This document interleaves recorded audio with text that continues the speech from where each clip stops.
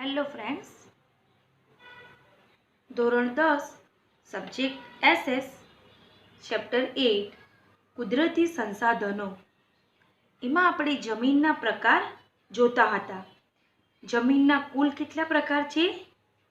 તો જમીનના કુલ 8 પ્રકાર છે અને આપણે 7મો પ્રકાર આવ્યા છીએ, જંગલ પ્રકારની જમીન.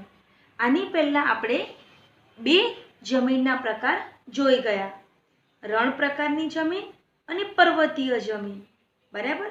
તો આજે આપણે જમીનનો 7મો પ્રકાર જોવાનો છે, જંગલ પ્રકારની જમીન. બરાબર. તો જંગલો એમાં પહેલો પોઈન્ટ છે, તમારે આવી રીતે પોઈન્ટ બનાવીને જ લખવાના છે અને એસએસની એક રફ નોટ બનાવજો. એટલે જે પણ ચાલે એ તમારે રફ નોટમાં એકવાર લખવાનું અને એકવાર ફેર નોટમાં લખવાનું. જંગલ પ્રકારની જમીનમાં પહેલો પોઈન્ટ છે,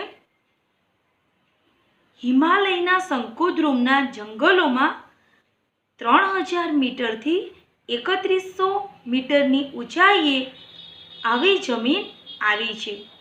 આપણે જોઈએ તો ભારતનો નકશો અહીંયા હું દોરું છું કામ ચલાવ, કે જેમાં તમને થોડી આઈડિયા આવી જાય.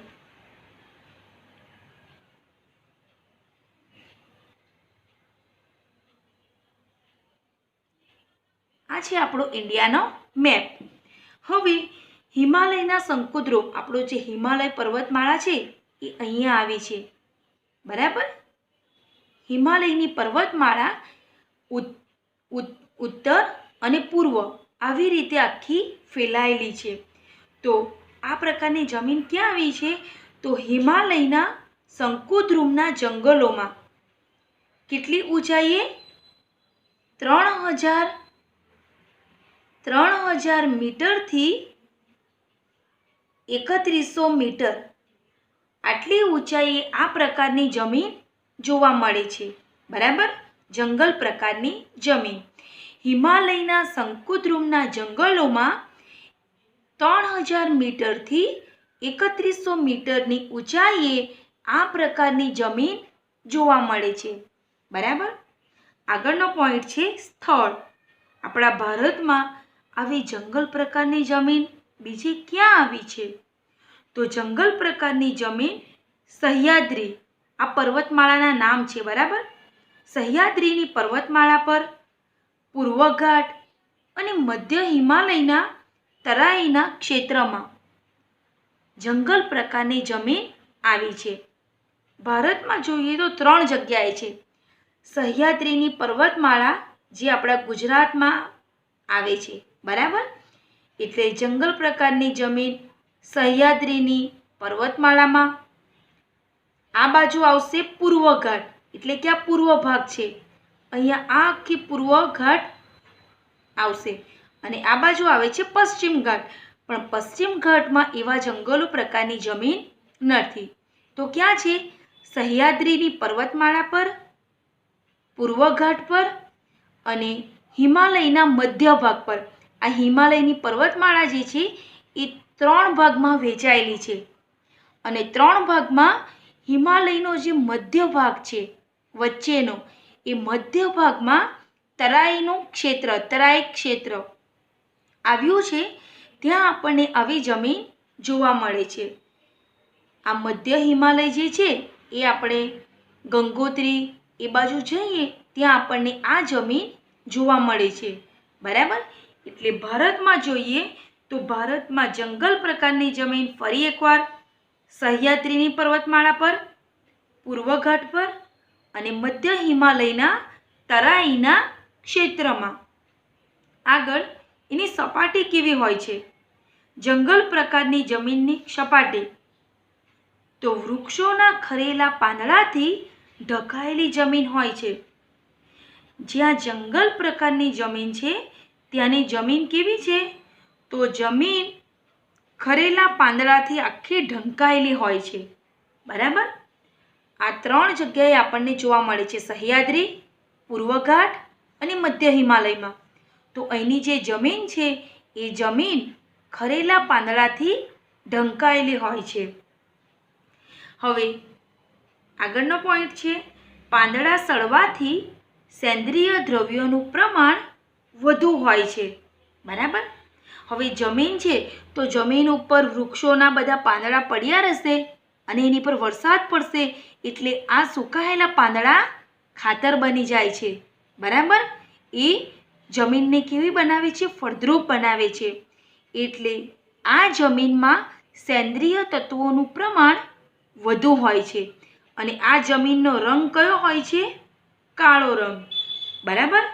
જંગલ પ્રકારની જમીનમાં રંગ જોઈએ તો રંગ કાળો છે અને એમાં સેન્દ્રિય તત્વોનું પ્રમાણ વધુ હોય છે.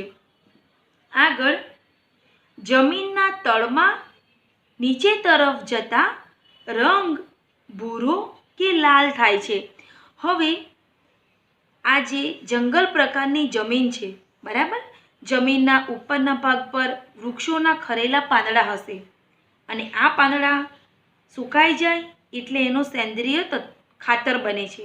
બરાબર. અને આ જમીનમાં જેમ જેમ નીચે ઉતરતા જઈએ તેમ એનો રંગ બદલાય છે. ઉપરનો રંગ કયો હોય છે? કાળો. બરાબર. જમીનમાં જેમ નીચે ઉતરતા જઈશું એમ એનો રંગ ભૂરો કે લાલ થતો જાય છે. બરાબર. જંગલ પ્રકારની જમીનમાં. હવે જંગલ પ્રકારની જમીનમાં પાકો કયા થાય છે? તો જંગલ પ્રકારની જમીનમાં પાકો બાગાયતી ફળો વધારે થાય છે. બાગાયતી પાકો ચા, કોફી, તેજાના એટલે મરી મસાલા. ચા, કોફી, તેજાના ઉપરાંત ઘઉં, મકાઈ, જવ અને ડાંગર. બરાબર. જંગલ પ્રકારની જમીનમાં આપણે 6 પોઈન્ટ યાદ રાખવાના છે. એક તો ક્યાં આવેલી છે? હિમાલયના શંકુદ્રુમના જંગલોમાં. એની ઊંચાઈ કેટલી હોય છે? 3000 થી 3100 મીટર. જંગલ પ્રકારની જમીન ભારતમાં ક્યાં આવી છે? 3 જગ્યાએ આવી છે. સહ્યાદ્રી, પૂર્વ ઘાટ અને મધ્ય હિમાલય. એની સપાટી કેવી હોય છે? તો જંગલ પ્રકારની જમીનની સપાટી વૃક્ષોના ખરેલા પાંદડાથી ઢંકાયેલી હોય છે અને આ પાંદડા સડવાથી જમીનમાં સેન્દ્રિય તત્વોનું પ્રમાણ વધુ હોય છે અને જંગલ પ્રકારની જમીનનો રંગ કાળો હોય છે. પણ આ જ જમીનમાં જેમ જેમ નીચે ઉતરતા જઈશું તેમ એનો રંગ ભૂરો કે લાલ થતો જાય છે અને એમાં પાકો કયા થાય છે? તો ચા, કોફી, તેજાના જેવા બાગાયતી પાકો ઉપરાંત ઘઉં, મકાઈ, જવ, ડાંગર જેવા અનાજ થાય છે. તો જંગલ પ્રકારની જમીન બધાએ પોતાની રફ નોટમાં પણ લખવાનું છે અને ફેર નોટમાં પણ લખવાનું છે. નેક્સ્ટ વિડીયોમાં ક્વેશ્ચન આન્સર થશે અને હજી એક જમીન આપણે જોવાની છે. જમીનનો છેલ્લો પ્રકાર છે દલદલ કે પીટ પ્રકારની જમીન. દલદલના નામ પરથી આપણને ખબર પડે કે આ જમીન ભીની ભીની હશે. તમે નદી કિનારે જાઓ તો નદી કિનારે જે કાદવ હોય છે એ કાદવની જમીન હોય છે એ દલદલ પ્રકારની કહેવાય છે. બરાબર. ચલો એમાં આપણે જોઈએ. પહેલો પોઈન્ટ છે આ જમીનની રચના કઈ રીતે થાય છે? તો ભેજવાળા વિસ્તારમાં, એટલે કે જ્યાં પાણી ભરાયેલું હોય છે, ભેજવાળા વિસ્તારમાં જૈવિક પદાર્થોના સંચયથી, બરાબર, જે કચરો હોય છે, વનસ્પતિના સૂકા પાંદડા, એ બધાનો સંગ્રહ થઈને આ પ્રકારની જમીનની રચના થાય છે. તો ક્યાં રચના થાય છે? ભેજવાળા વિસ્તારમાં. શેનાથી થાય છે? જૈવિક પદાર્થોના સંચયથી. વર્ષા ઋતુમાં બીજો પોઈન્ટ જોઈએ. વર્ષા ઋતુમાં આ જમીન પાણીથી ડૂબેલી હોય છે. હવે નદી કિનારેની જમીન હોય એટલે નદીમાં ચોમાસામાં પાણી વધુ આવે એટલે એના આજુબાજુના વિસ્તારમાં પણ પાણી ભરાઈ જાય. એટલે વર્ષા ઋતુમાં આ દલદલ પ્રકારની જે જમીન છે એ પાણીમાં ડૂબેલી હોય છે અને પાણી ઉતરી જાય એટલે તેમાં ડાંગરની ખેતી થાય છે. બરાબર. દલદલ પ્રકારની જમીન ફરી એકવાર વર્ષા ઋતુમાં પાણીમાં ડૂબેલી હોય છે અને પાણી ઉતરતા તેમાં ડાંગરની ખેતી થાય છે. તમને ખબર હોય તો ડાંગર એક એવો ધાન્ય પાક છે કે જેને સૌથી વધારે પાણીની જરૂર પડે. બરાબર. જે ખેતર પાણીમાં ડૂબેલા હોય એમાં જ ડાંગરની ખેતી શક્ય બને છે.